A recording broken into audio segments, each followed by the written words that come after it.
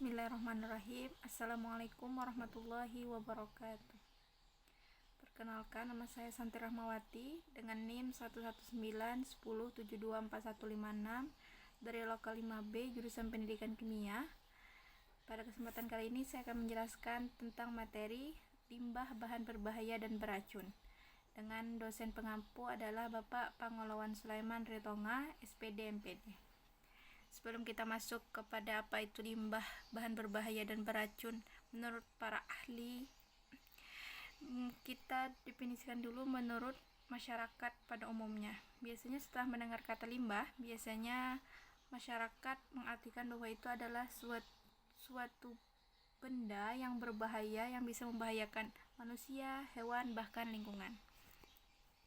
Oleh karena itu, pemerintah membuat peraturan yang mengatur khusus tentang limbah bahan berbahaya tersebut.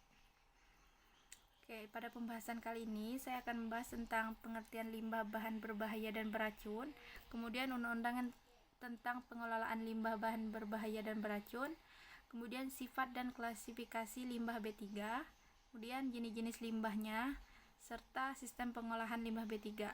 Juga disertai dengan pencegahan dan penanggulangan pencemaran limbah B3. Oke, pertama kita masuk kepada pengertian limbah B3. Limbah B3 itu secara umum dapat diartikan adalah zat atau bahan-bahan yang dapat membahayakan kesehatan atau kelangsungan hidup manusia, makhluk lain dan lingkungan hidup pada umumnya.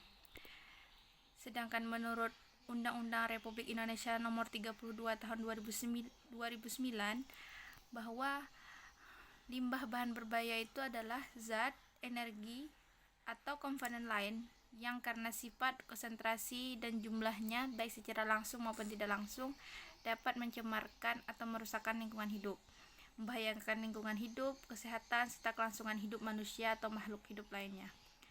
Itu menurut Undang-Undang Nomor 32 Tahun 2009. Sedangkan menurut Undang-Undang Nomor 74 Tahun 2001, limbah B3 itu adalah bahan karena sifatnya atau konsentrasinya dan jumlahnya itu baik secara langsung maupun tidak langsung dapat mencemarkan atau merusak lingkungan hidup.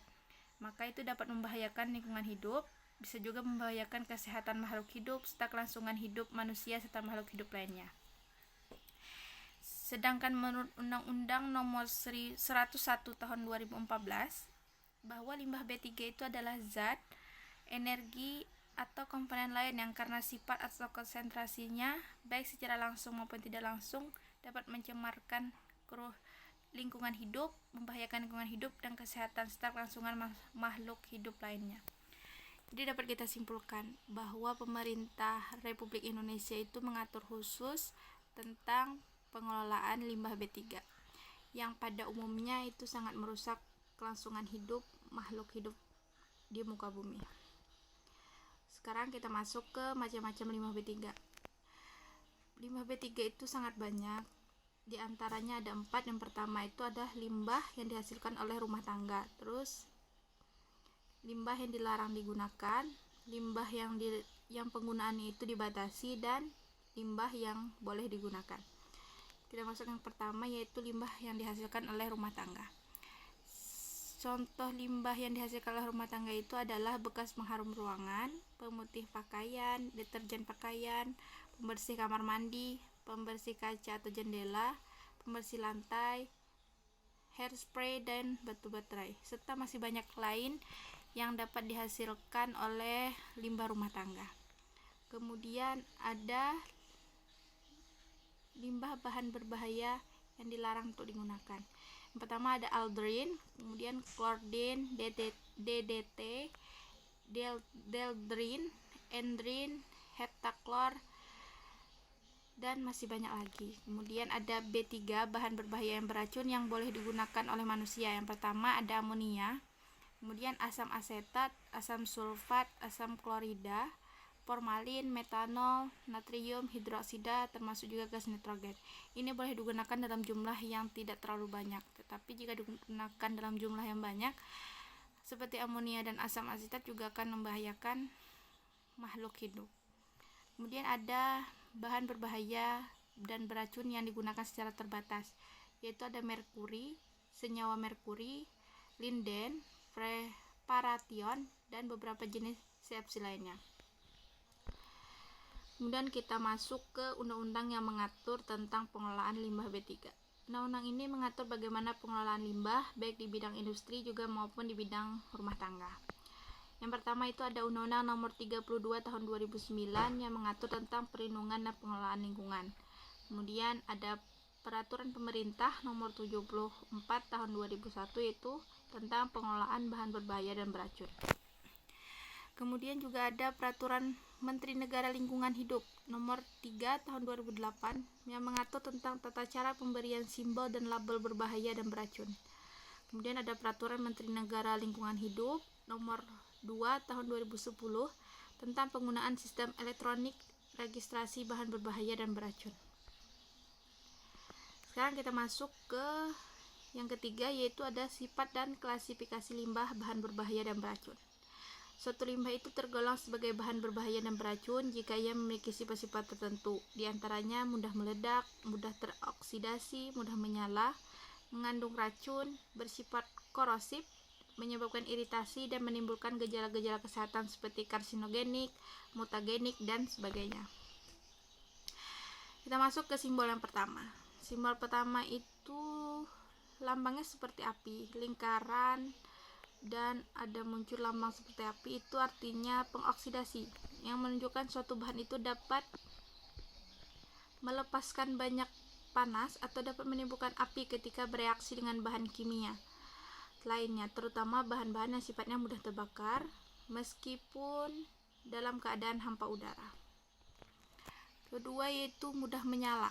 Simbol ini menunjukkan bahwa suatu bahan yang memiliki karakteristik sebagai terbakar, mudah menyala, mengeluarkan gas, dan titik nyala yang di bawah derajat. Yang selanjutnya itu lambangnya tengkorak. Itu artinya beracun, yang simbol ini menunjukkan bahwa bahan ini memiliki karakteristik toksisitas yang tinggi dan bersifat beracun. Kemudian ada tanda silang yang berwarna hitam, itu menunjukkan bahwa bahan berbahaya dan beracun itu bersifat berbahaya. Yang ini menunjukkan bahwa suatu bahan itu baik berupa padatan, cairan, atau gas, jika terjadi kontak melalui inhalasi atau oral, dapat menyebabkan bahaya terhadap kesehatan sampai tingkat tertentu.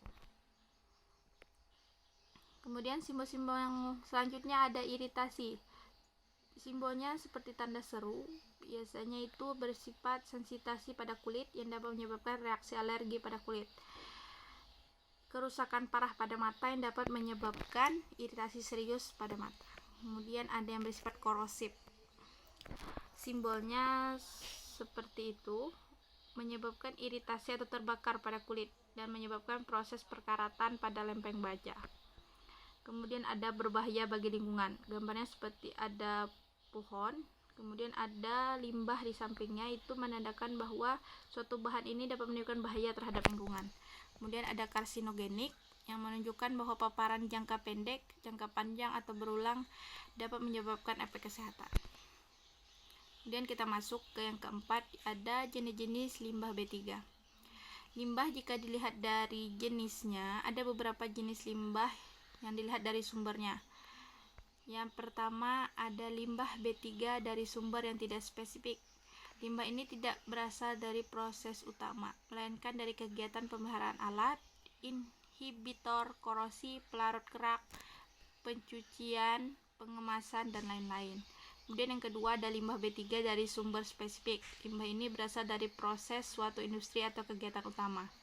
Sedangkan untuk limbah B3 dari sumber lain, ini berasal dari sumber yang tidak diduga, misalnya produk kadaluarsa, sisa kemasan, tumpahan, dan buangan produk yang tidak memenuhi standar. Dan kita masuk ke bagai pengelolaan limbah B3. Ada kegiatan yang menghasilkan, mengangkut, mengedarkan, menyimpan, menggunakan, atau membuang B3.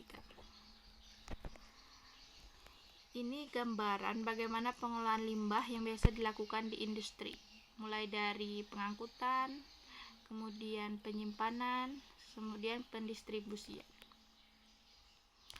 Oke, kita lanjut ke selanjutnya. Yang keenam adalah pencegahan pencemaran limbah B3. Ada 3 poin penting bagaimana cara kita untuk mencegah pencemaran lingkungan bahan berbahaya dan beracun. Proses yang pertama yaitu mengubah produk dengan cara penggantian jenis produk dan mengubah komposisi produk agar pada saat digunakan itu tidak terjadi pencemaran lingkungan, sehingga tidak menyebabkan kerusakan lingkungan bagi makhluk hidup, baik itu manusia maupun makhluk hidup lainnya. Kemudian yang kedua, yaitu ada pengendalian dari sumber dengan menerapkan prosedur operasi yang baik atau pengubahan bahan baku dan pengubahan teknologi. Yang ketiga ada recycling, yaitu limbah dikembalikan ke proses. Dia digunakan sebagai bahan baku proses lain dan diolah sebagai produk sampingan. Jadi sudah digunakan, kemudian limbah tersebut diolah kembali untuk bahan produk lain, sehingga tidak terdapat limbah-limbah di lingkungan yang dibuang sembarangan oleh masyarakat, sehingga lingkungan kita terselamatkan, bersih, dan semua makhluk hidup akan merasa lingkungannya itu bisa di tempat tinggali. Kemudian yang selanjutnya ada penanggulangan pencemaran limbah B3. Untuk penanggulangan ini, Republik Indonesia mengatur khusus pada pasal 200 Peraturan Pemerintah Nomor 101 Tahun 2014 yang isinya itu pemberian informasi mengenai peringatan adanya pencemaran atau kerusakan lingkungan hidup kepada masyarakat. Kemudian pengisolasian adanya pencemaran atau kerusakan lingkungan hidup, dan yang ketiga ada penghentian sumber adanya pencemaran atau kerusakan lingkungan hidup dan cara lain sesuai dengan perkembangan ilmu pengetahuan dan teknologi. Jadi sekian presentasi dari saya tentang limbah bahan berbahaya dan beracun. Apabila ada kesalahan mohon dimaafkan. Usikum binafsi bitaqwallah. Wassalamualaikum warahmatullahi wabarakatuh.